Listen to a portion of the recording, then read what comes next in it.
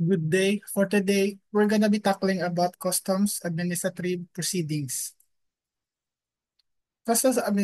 Administrative proceedings are the legal and procedural mechanisms through which customs authorities regulate the trade, import, and export of goods, enforce tariff laws, and investigate violations related to the international trade.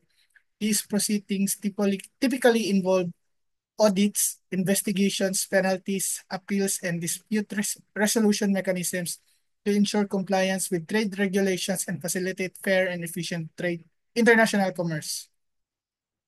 The legal basis for the customs administrative proceedings is, of course, the CMTA or Customs Modernization and Tariff Act, which established the legal foundation along with its implementing rules and regulations or IRR, Customs Administrative Orders or CAOs, and Customs Memorandums Orders or CMOs. Also, for the legal basis is the WTO Trade Facilitation Agreement, which sets global standards for efficient customs procedures between any nations aiming to ensure that trade follows smoothly, predictably, and freely.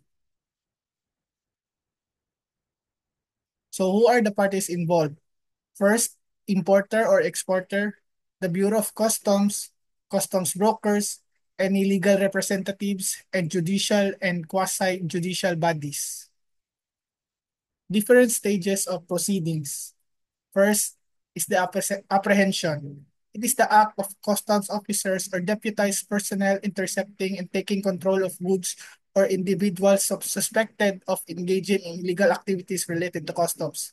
So first, apprehension happens when customs officers inspect shipments for compliance with trade laws. If discrepancies are however found, a notice of apprehension is issued. Secondly, is seizure and forfeiture.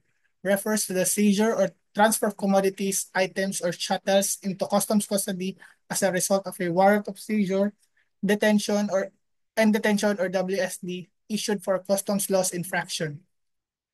Goods may be confiscated if a violation is proven. A notice of seizure and forfeiture outlines legal basis for the action, and the importer or exporter has the right to respond or contest the seizure. Formal hearing is a formal procedure wherein parties submits arguments and supporting documents to a hearing of officer in order to ascertain the facts and provide a decision in a case such as a forfeiture or seizure without necessarily following stringent legal guidelines.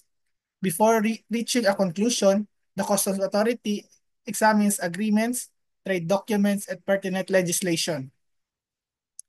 Appeal is a legal process where a party is dissatisfied with the Bureau of Customs decision or omission, seeks to redress by requesting a review of the decision before the Bureau, the Secretary of Finance, or a competent court.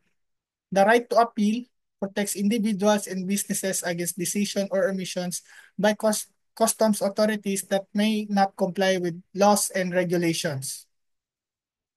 Rights and responsibilities of each parties. For the importers and exporters, they have the right to engage in international trade subject to applicable laws and regulations. They have the obligation to provide accurate documentation and the right to appeal an unfavorable decision.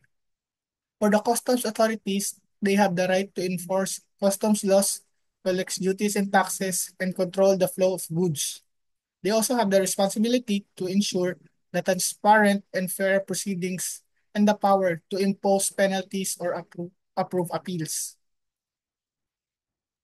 For the potential outcomes and deadlines, these are the following outcomes that may occur. Release of goods. If no violation is found, of course, the shipment will be cleared. Payment of fines and duties. If discrepancies exist but are minor, a fine may be imposed. Confiscation and forfeiture. In serious violations, goods may be permanently seized.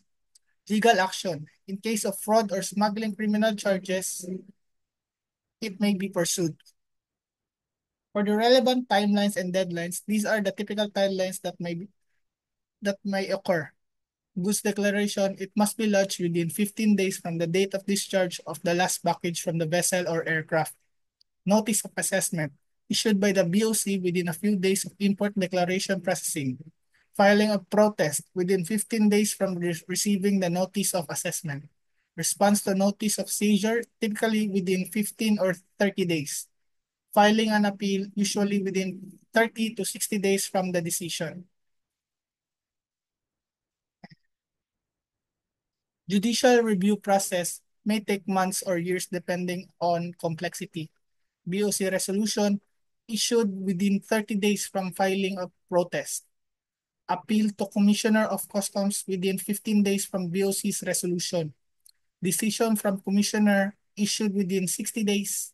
And appeal to Court of Tax Appeals within 30 days from the Commissioner's decision. Seizure and forfeiture, if applicable, notice of seizure issued within 5 days of confiscation, appeal to Commissioner within 15 days. So this is my case example. Scenario. Guapo Co. Trading Corporation imports a shipment from Switzerland labeled as stainless steel wristwatches with a declared value of $200,000. The company classifies the goods under a tariff code applicable to standard steel watches which have a lower duty rate. Upon arrival at the port of Davao, during the examination, customs authorities finds that the shipment contains high-end luxury watches including gold and diamond-studded models, which should have been classified under a higher tariff code with a 20% duty rate. Customs issued a notice of apprehension questioning the clarification and value of goods, while Guapo Co. Trading Corporation is asked to justify its declaration and provide supporting documents. As a result, Guapo Co. Trading Corporation hires a customs broker and legal representative to challenge the decision. A formal hearing is scheduled where both importer and customs authorities present their case, but in the end, the ruling was in favor of customs. Hence, Guapoco Trading Corporation is required to pay penalties and correct the tariff code with the proper duty rate. For the sources and references, these are as the following.